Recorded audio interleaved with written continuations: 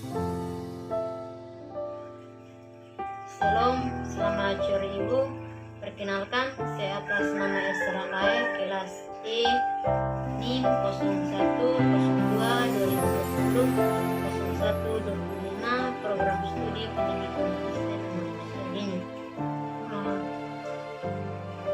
Di mana saya akan menjelaskan materi pertama, kedua, dan ketiga. Materi pertama itu pengertian kurikulum.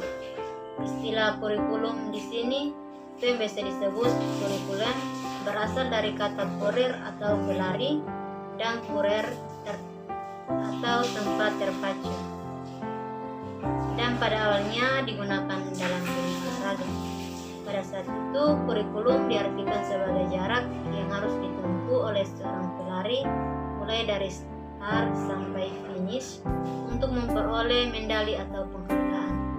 Kemudian, pengertian tersebut diterapkan dalam dunia pendidikan menjadi sejumlah mata pelajaran subjek yang harus ditempuh oleh seorang siswa dari awal sampai akhir program pelajaran untuk memperoleh penghargaan dalam bentuk jasa. Berdasarkan pengertian di atas, dalam kurikulum terkandung dua hal pokok penting.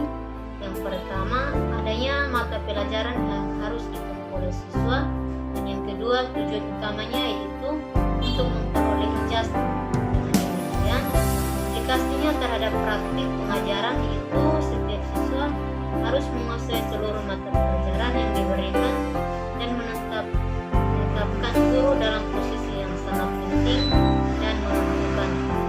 Keberhasilan siswa ditentukan oleh seberapa jauh mata pelajaran tersebut dikuasai dan biasanya disimpulkan dengan skor yang diperoleh setelah mengikuti suatu tes atau ujian.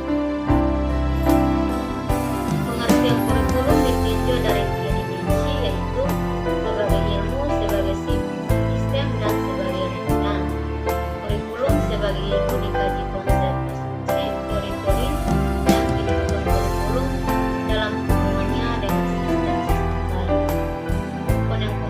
kurikulum dalam berbagai jalur, jenjang, jenis pendidikan, manajemen kurikulum, dan sebagainya. Kurikulum sebagai rencana merupakan beragam rencana dan rancangan dari rencana bersifat menyeluruh untuk semua jalur, jenjang, dan jenis pendidikan atau khusus untuk jalur, jenjang, dan jenis pendidikan. Juga dengan rancangan atau desain terdapat desain berdasarkan konsep, kondisi, proses, masalah, dan siswa. Dengan demikian, kurikulum merupakan seperangkat rencana dan pengaturan tentang kompetensi dan kemampuan nilai. Dalam pendidikan anak usia dini, dalam rangka membantu anak didik mengembangkan berbagai potensi baik psikis dan fisik yang meliputi moral dan nilai-nilai agama, sosial, emosional, kognitif, bahasa, fisik atau motorik, kemandirian, dan seni untuk siap memasuki pendidikan dasar. Fungsi kurikulum PAUD. Fungsi kurikulum PAUD bagi siswa terdapat 6 fungsi kurikulum, yaitu fungsi yang pertama, fungsi penyesuaian. Fungsi penyesuaian di sini mengandung makna bahwa kurikulum sebagai alat pendidik harus mampu mengarahkan siswa agar memiliki sifat, yaitu mampu menyesuaikan dirinya dengan lingkungan, baik lingkungan fisik maupun lingkungan sosial. Yang kedua, fungsi integrasi. Fungsi integrasi di sini mengandung makna bahwa kurikulum sebagai alat pendidikan harus mampu menghasilkan pribadi-pribadi yang utuh. Siswa pada dasarnya merupakan anggota dan bagian integral dari masyarakat. Yang ketiga, fungsi diferensiasi. Fungsi diferensiasi mengandung makna bahwa kurikulum sebagai alat pendidikan harus mampu memberikan pelayanan terhadap perbedaan individu siswa. Yang keempat, fungsi persiapan. Fungsi persiapan mengandung makna bahwa kurikulum sebagai alat pendidikan harus mampu mempersiapkan siswa untuk melanjutkan studi ke jenjang pendidikan berikutnya. Yang kelima, fungsi pemilihan. Untuk fungsi pemilihan ini mengandung makna bahwa kurikulum sebagai alat pendidikan harus mampu memberikan kesempatan kepada siswa untuk memilih program-program belajar yang sesuai dengan kemampuan dan minatnya. Keenam, fungsi diagnostik ini mengandung makna bahwa kurikulum sebagai alat pendidikan harus mampu membantu dan mengarahkan siswa untuk dapat memahami dan menerima kekuatan atau potensi dan kelemahan yang dimiliki. Apabila siswa sudah mampu memahami kekuatan dan kelemahan yang ada pada dirinya, maka diharapkan siswa dapat mengembangkan sendiri potensi kekuatan yang dimilikinya atau memperbaiki kelemahan. Secara khusus, fungsi kurikulum bagi anak usia dini antara lain: 1. Untuk mengembangkan sikap dan perilaku yang baik sesuai agama dan norma yang dianut. Fungsi ini harus diimplementasikan dalam proses pembelajaran sehingga anak mampu mengembangkan sikap dan perilaku sesuai dengan agama dan norma yang dianutnya, mampu melaksanakan ibadah sesuai dengan agama yang dianut, dan mempunyai rasa toleransi dan saling menghormati antara agama. Kedua, mengembangkan kemampuan sosialisasi dan dalam mengembangkan kurikulum PAUD, maka anak ini harus mengembangkan kemampuan sosialisasi dan digitalisasi emosi. Kemampuan bersosialisasi dan komunikasi sangat penting bagi anak agar mereka mampu menjalankan kehidupan sosialnya dengan baik dan selaras.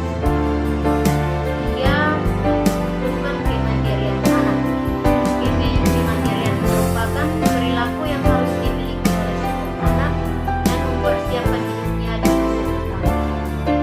Ia semakin kompleks dan berkembang ini, maka kemampuan mandiri merupakan salah satu syarat agar anak mampu mempertahankan hidupnya dan mencapai cita-cita.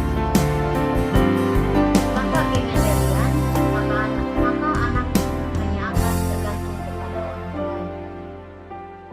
4. Mengembangkan kemampuan berbahasa.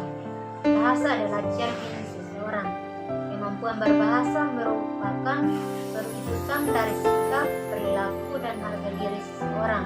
Oleh karena itu, kurikulum PAUD harus berfungsi mengembangkan kemampuan berbahasa anak, sehingga anak mempunyai ragam bahasa yang kaya dan baik. 5. Mengembangkan kemampuan kognitif atau intelektual merupakan salah satu kemampuan yang penting dalam kehidupan seseorang, baik sebagai modal bagi pendidikan di jenjang selanjutnya maupun dalam memecahkan masalah-masalah keseharian. Pengembangan kemampuan kognitif anak usia dini merupakan dasar bagi perkembangan intelektualnya di masa-masa selanjutnya. 6. Menyeimbangkan kemampuan fisik atau motorik merupakan salah satu fungsi disusunnya kurikulum PAUD. Fisik dan motorik anak yang sedang berkembang pesat memerlukan bimbingan agar perkembangannya maksimal dan baik. 7. Mengembangkan daya cipta dan kreativitas anak. Aspek-aspek kreativitas dan daya cipta anak harus dikembangkan dalam implementasi kurikulum PAUD.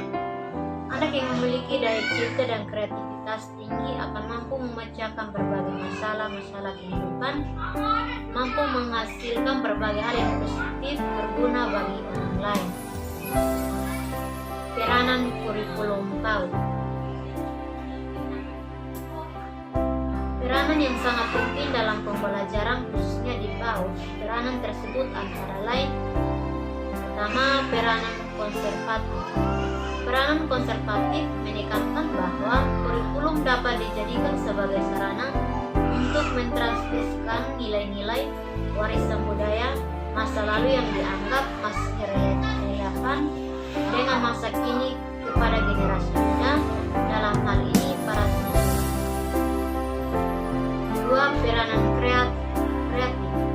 Perkembangan ilmu pengetahuan dan aspek lainnya senantiasa terjadi setiap saat. Peranan kreatif menekankan bahwa kurikulum harus mampu mengembangkan sesuatu dan harus sesuai dengan perkembangan yang terjadi dan masyarakat termasuk sekarang dan masa mendatang. 3. Peranan kritis dan evaluasi. Peranan ini dilatar belakangi oleh adanya perbedaan bahwa nilai dan budaya yang masyarakat senantiasa mengalami perubahan, sehingga prioritas nilai-nilai dan budaya masa lalu pada sisa perlu disesuaikan dengan kondisi yang terjadi pada masa sekarang. Macam-macam kurikulum. Dalam menyusun kurikulum sangatlah tergantung pada bentuk penyajian bahan pelajaran atau organisasi kurikulum. Ada 3 pola organisasi kurikulum yang dikenal dengan sebutan macam-macam kurikulum atau tingkat-tingkat kurikulum. Kurikulum ini dipahami sebagai kurikulum mata pelajaran atau tema yang terpisah satu sama lain. Kurikulum terpisah berarti kurikulumnya dalam bentuk mata pelajaran yang terpisah yang kurang mempunyai keterkaitan dengan mata pelajaran. Kurikulum ini terjadi dari mata pelajaran yang sebelumnya pelajarannya adalah jadi harus menguasai bahan dari tiap-tiap tema yang telah ditentukan secara logis, sistematis, dan mendalam. Kurikulum jenis ini mengandung makna bahwa sejumlah mata pelajaran atau tema dihubungkan antara yang satu dengan yang lain sehingga ruang lingkup bahan yang tercakup semakin luas.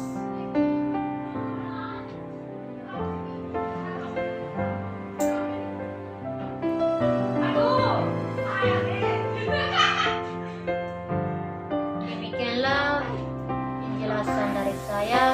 Intinya kurangnya bisa bermanfaat bagi kita semua. Terima kasih. Shalom.